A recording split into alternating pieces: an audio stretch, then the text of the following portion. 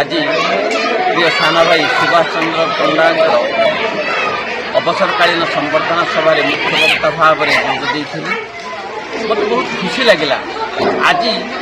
ये विद्यालय खगेश्वर विद्यालय जो मैंने उपस्थित थिले सेमानक देहरु शिक्षकर बासना बाहरुला आने खाली राज्यपाल राष्ट्रपति पर्यंत समस्त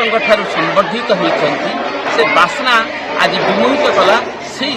दया तांकर स्नेह श्रद्धार छात्र आज सुभाष चंद्र पंडांकर आज अवसरकालीन संबर्धना से विद्यालय को निजर बोली भावी सी निजक चिंता कले से निजे हूँ जड़े शिक्षक नुहे गोटे अनुष्ठान प्रेमी ये अनुष्ठान किभली सुदृढ़ हम पिलामानकर केमती भल ज्ञान गारिमा बढ़ सबू पिला केमती उत्तरोत्तर उन्नति करेंगे से सदा सर्वदा लगी था सबू छात्र छात्री शिक्षक शिक्षक अभिभावक अभिभावक मान से समभावापन्न वृत्ति रखि था। ये विद्यालयर उन्नति कल्पे सदा सर्वदा चेष्टा करुवा से महान व्यक्तित्व आज तांकर चाकरी सरी बयस बढ़ी खाली शेष दृश्य अच्छी जाकि भल कर मंद से कर ग्रामवासी रहिले साथी धन्यवाद। ये विद्यालय शिक्षकता करी अवसर नौची अवसर समय भी मो ये विद्यालय कटिया विद्यालय भी काटुची बर्तमान मुझे पिला शिक्षादान दूसरी मो घर पे ये विदाय नेबी पर यही विद्यालय हूँ मोर घर ये विद्यालय हूँ मोर जीवन ये विद्यालय मु निजक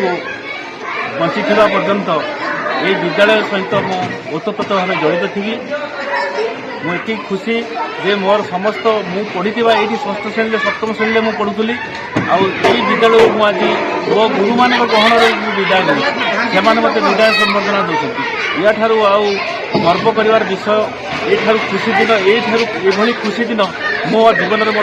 जुटवे ना मुझे भावुँ। धन्यवाद। मुझे धन्य मन कर प्रिय छात्र सुभाष आज मो गहन रही से विदाय माने तार चाकरी अवसर हो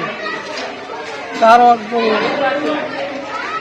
कार्यकाल भितर से जो शिक्षादान कर बहुत संतुष्ट हुई तेणु आज मुझे को आशीर्वाद कर तार आगामी दिन गुड़िक घर कटि जाए विदाय नेला ईश्वर चंद्र नायक बर्तमान खगेश्वर हाईस्कूल भारत रत्न प्रधान शिक्षक आज मोर जो प्रधान शिक्षक थे आउ से सुभाष चंद्र पंडा सर आज अवसरकालीन संबर्धना आम देलु बहुत भल भाव ये संबर्धना सभाटी संपादित हो